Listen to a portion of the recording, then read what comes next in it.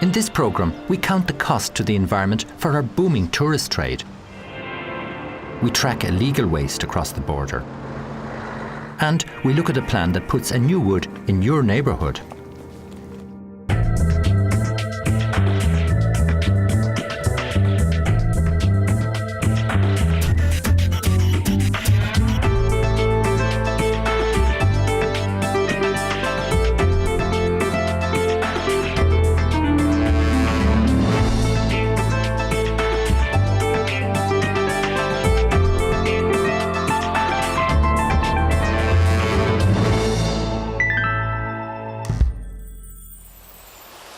Ireland's tourism really depends on a positive image abroad. The beautiful landscapes, the unique heritage and culture, the unspoiled natural environments, all give us the international reputation that we really pride ourselves on.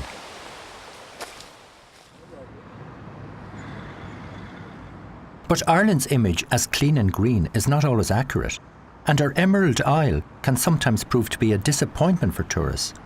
Traffic congestion, pollution and litter are just some of the environmental difficulties that challenge Irish tourism. But what impact does tourism have on the environment? Can tourism impact on the environment in a negative way? It can have a negative impact in places. There are parts of Ireland where there's congestion due to tourist numbers, and that can have pressures on sewage systems. It can impact on water quality. And particularly in the planning area, we can get a decline in the quality of scenic landscapes through overdevelopment in certain areas. So when we're planning for tourism in Ireland through the planning system, we have to be sure that the pressures are kept to a minimum, that we don't damage the resources that people are coming to see.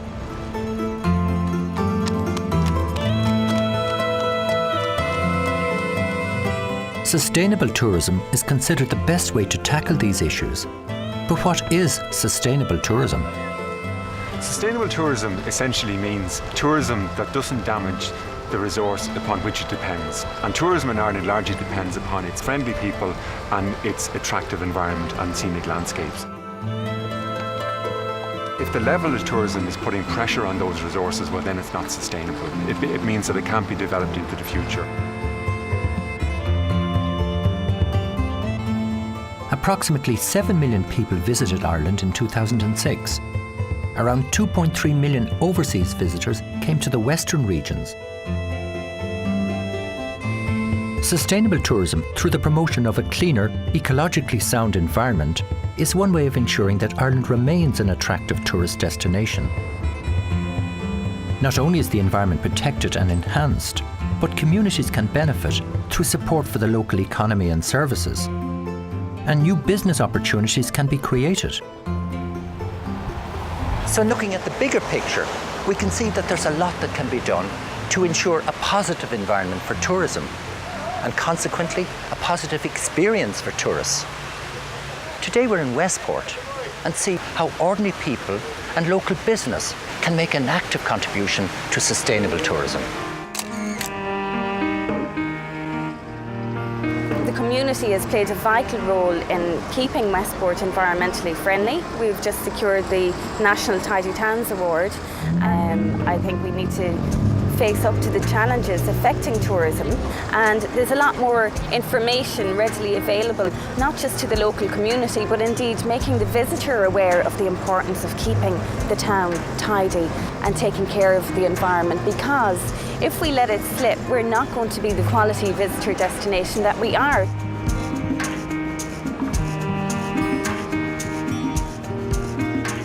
With the high volume of tourists coming to the town, there is pressure on the environment. But a lot of the hotels and businesses in the town have put policies in place on recycling and are becoming more and more environmentally friendly. Tourism is a major source of employment in Ireland, employing 150,000 people. Roughly 57,000 are in the accommodation sector. Until recently, the focus has been on bed nights, quality and service, with very little emphasis on the environmental impacts created. Many Irish hotels perform poorly in this area. Do hotels have an impact on the environment? We do.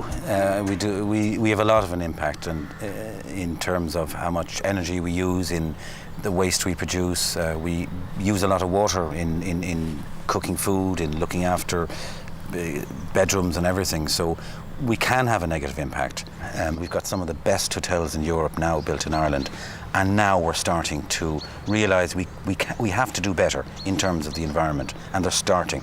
We're not very good, but we're getting there.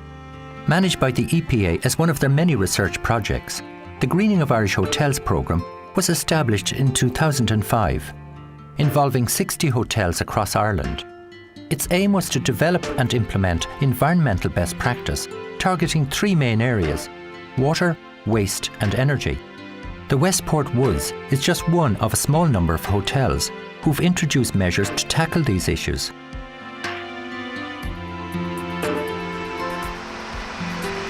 Michael, what was your hotel like 5 years ago?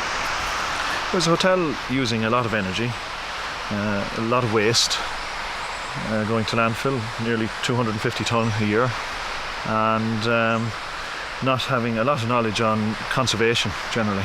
And what have you done now so far to achieve what you've done?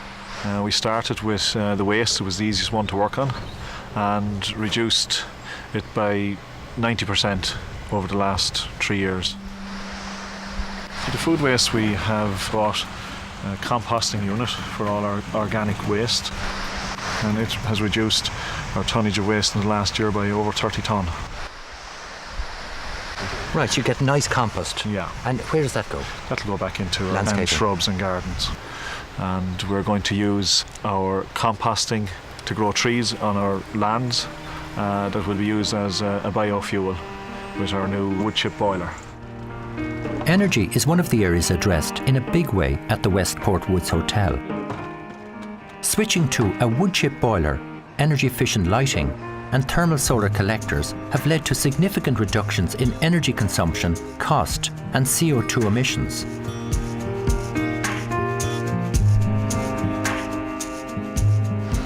So far, Michael, how much you've saved in energy and how much CO2 have you saved? In energy, we have saved over 30% in kilowatt hours over the last 5 years, and in CO2 emissions with our wood chip boiler over 50%. Would you recommend what you've done to other hotels? Of course, I think it's very important for the environment, it's very important for the hotel industry in Ireland and the tourism product that we have to offer. Our customers expect it.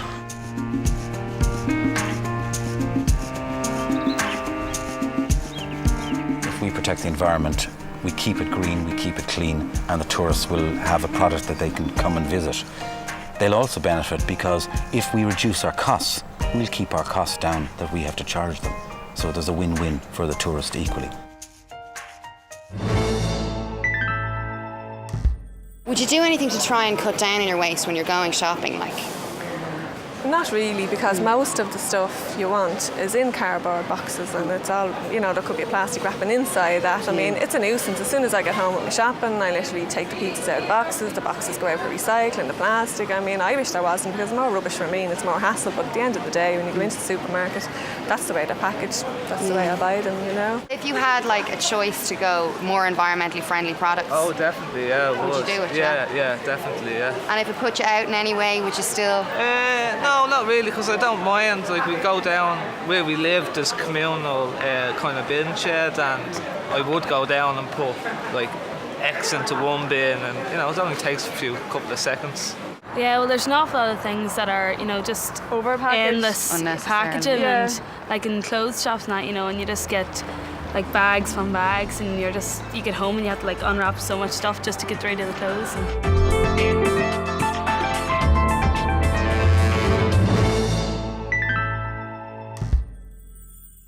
Waste has rarely been out of our headlines. At first it was illegal landfills in areas like Wicklow. But as our production of waste has grown, so has the number of illegal operators, and shipment of our waste abroad is now big business worth millions. Dara, are we acting responsibly with waste in Ireland today?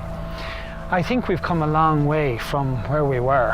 The EPA completed a report in September 2005 on illegal waste activity.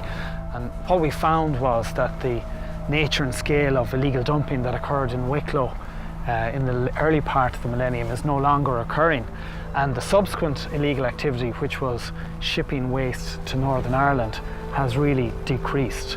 But we still have a lot of issues regarding how we ship waste abroad, how that's regulated, and are there people out there that are not obeying the rules for shipment of waste. One thing you'll always know is that householders don't ship waste abroad directly. It needs to go to these transfer stations to be bulked up before it can be shipped abroad. So our concentration is to shut down these transfer stations that are operating illegally or without authorisation, and to make sure that the licensed transfer stations are obeying all the regulations in this area. What we've been trying to do is to set up coordinated roadblocks. That means roadblocks that maybe start in Cork, are replicated right up through the country to the border counties, and then replicated on the north of the border to ensure that the waste is going to an appropriate place. I travelled to the Cavan border, where I met Sean Guider, a waste enforcement officer looking for illegal traffic at a roadside checkpoint. So what do you look for when you stop a truck? Generally, Duncan, it's to ensure that they have the adequate paperwork on board, and that means that they have waste collection permits if they are carrying waste. It's a requirement under the Waste Management Act that they do have waste collection permits, and also if the lorries are going cross-border, that's into Northern Ireland, we check that they have what's called transfrontier shipment of waste documentation as well. Do they keep to the main roads, or do they go off into the little by roads to cross the borders? They have become aware that we are out there, and they would be trying to evade those checkpoints by taking back roads. Obviously, these illegal trucks know what you're up to, and they must be now coming up with better tricks to avoid you. So what are they up to? There is an element now of what is called sham recycling, Duncan, in that the paperwork is all there, present and correct.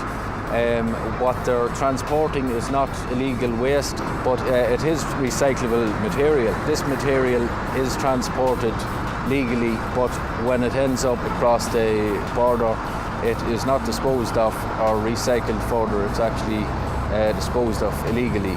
Is there a big value in these trucks in terms of the waste that they're carrying across? Absolutely, Duncan. It's purely profit driven. It's a cash in hand exercise, highly illegal, and it creates enormous environmental problems where this waste material is dumped. I travelled on to Belfast to meet Anne Blacker from the Environment and Heritage Service to find out who's responsible for this illegal trade and how they're dealing with the damage done to the environment. Because of the profits to be made and the fact that the unscrupulous waste industry would view it as a low-risk activity to be involved in, we unfortunately have an element of organised crime operating. We're not finding so many big landfill sites now.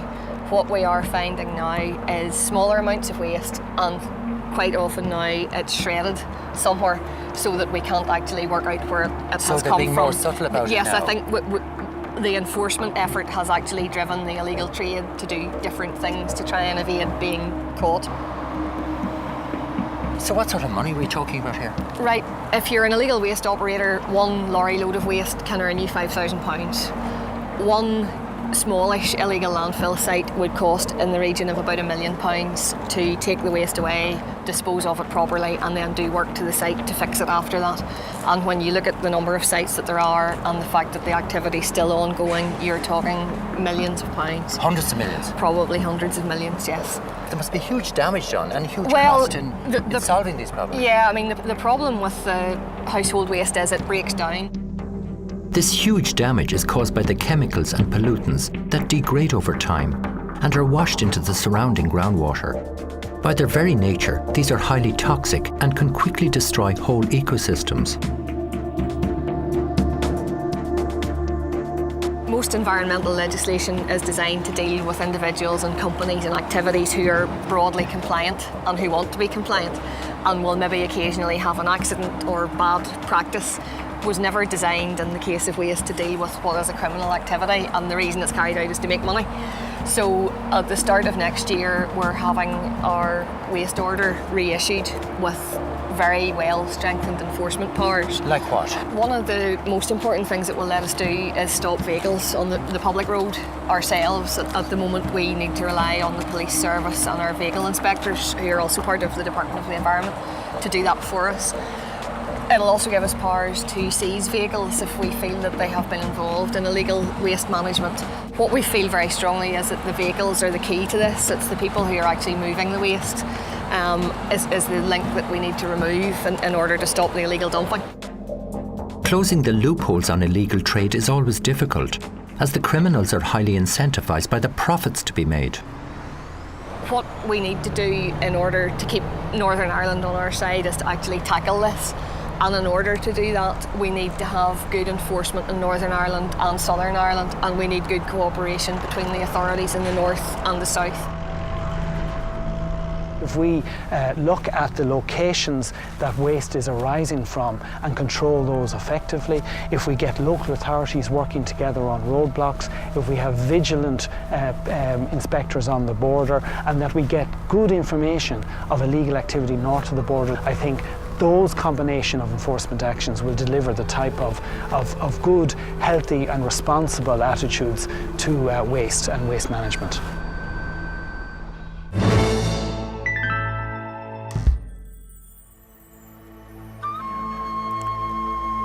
For most of us today, life has become very hectic and stressful.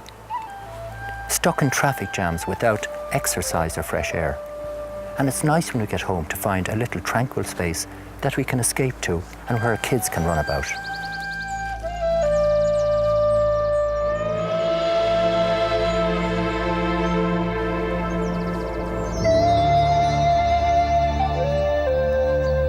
Not enough such places exist, but in Ballyseedy Wood, the people of Tralee established a Neighbourwood scheme. The Neighbourwood Scheme is an innovative funding system that allows local communities and local authorities to combine efforts to develop woodland amenities for recreation. They give people an opportunity to develop existing woodlands for amenity and also to develop new woodlands in heavy urban areas. We're going to meet the people who initiated the funding application to the Forest Service. That one is an acorn, and this is your one. What have you got? And that's a crab apple. Another one there. Yeah. It's good for jelly, but not for otherwise. We planted very quickly. Otherwise, good morning, Duncan. Morning, Coming a very good morning to see us. Yes, I'm interrupting whatever's going on here. No, the children are gathering seeds, and they're with the members of the Ballyseedy Action Group Committee. Maeve O'Donnell here. Hi, Maeve. Oh, hello, Duncan. Frank King, our chairman. Frank, how are you? All of these seeds now are going to be planted in your schools, are they? That's right. Right? That's and then these trees are going to grow up to be big trees, much bigger than any of the children here. Yeah. Is that right? That's the idea. So, Lily, how did your group get involved in this project? Well, Duncan, back in November of 1989, we saw an advertisement advertising Ballyseedy Wood for sale. At the time, there was a question that it might be cut down, and we set about investigating how we could save the wood. We fundraised, and over a period of time we collected the necessary £25,000. And it must be very valuable now to the people of this town. It's about 30,000 people in Tralee. 30,000 people in Tralee, and the wood has only recently opened to the public because there was a lot of work to be done. And literally 18 months ago, is there anything here? Nothing. So you've made all these accessways through the forest? Well, it was the Kerry County Council did that. So everybody's using it, like schools? Schools. Community groups? Community groups. What about other people, other towns in Ireland? Could they do what you did? Anybody could do what we did. How would they go about it?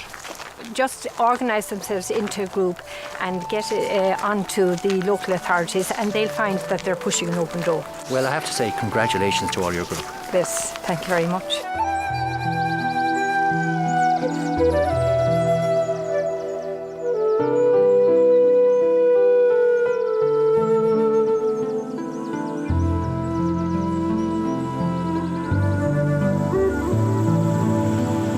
It's a truly beautiful place. Originally this was the parkland associated with Ballyseedy Castle.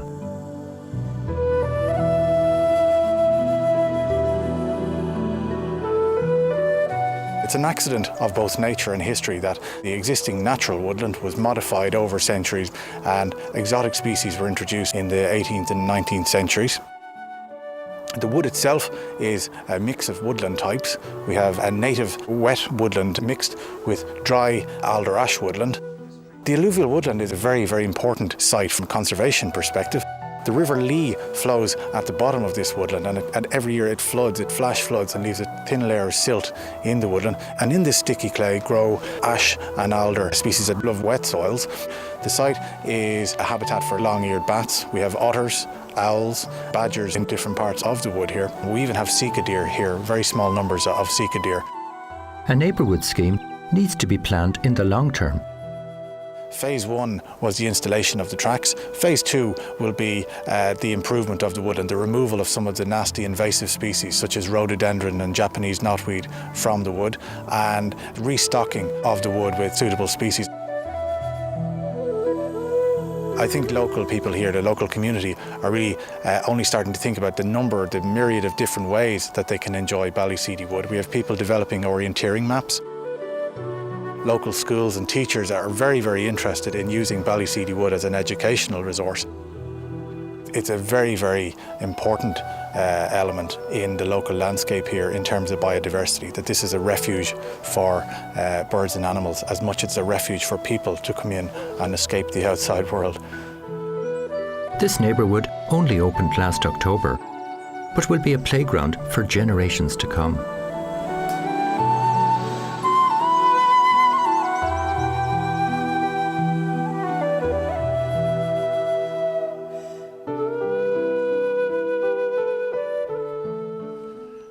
There are already more than 30 of these neighbourhood schemes established around the country.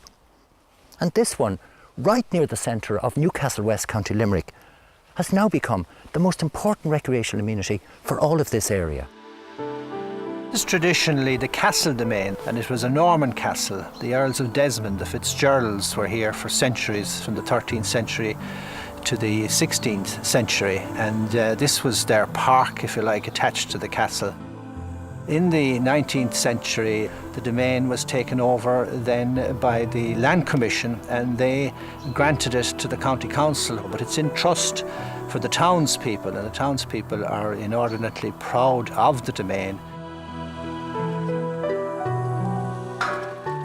Everything we've done in the recent years have been conscious of the fact that we want it to be accessible to people, whether they're able or disabled, and whether they need wheelchairs or special facilities. About 20 years ago, the local community employment scheme built paths through the domain, but in the last few years we've taken those on and we've widened them and provided this new surface which we're walking on now. In addition to the 4 kilometres of walkways, there are now areas of newly planted trees, where previously dangerous trees had been removed. But that's not all. On the outside where there was a greenfield site, we planted up to 22,000 broadleaf Irish native woodland trees. We consider this very successful because it involved the community, number one, it involved the County Council and all the different stakeholders. So we've been very successful in County Limerick because this is the third one, including Newcastle West, Abbeyfield and Limerick City. So countrywide, we're well ahead of the country in this neighbourhood scheme. So what's the advice if you think you have an area that would be good as a neighbourhood? I would say organise a group. In our case, it was the Community Council. We got together and we got in touch with the Forestry and also with the County Council. There is funding there. Somebody has a little spot that needs to be developed. Just look around your own area and you'll find a little place. And as I say, the funding is there. Go for it. Lovely day. This is a great opportunity for local community groups around the country to get their own woodland amenity. There are funds available, so get organised and get your own woodland in your own town or village. In our next programme, we guide you through an A to Z of the environmental impacts of transport. We ask, are we really geared up to facing the future? And we've sustainable solutions to our current nightmare. See you then.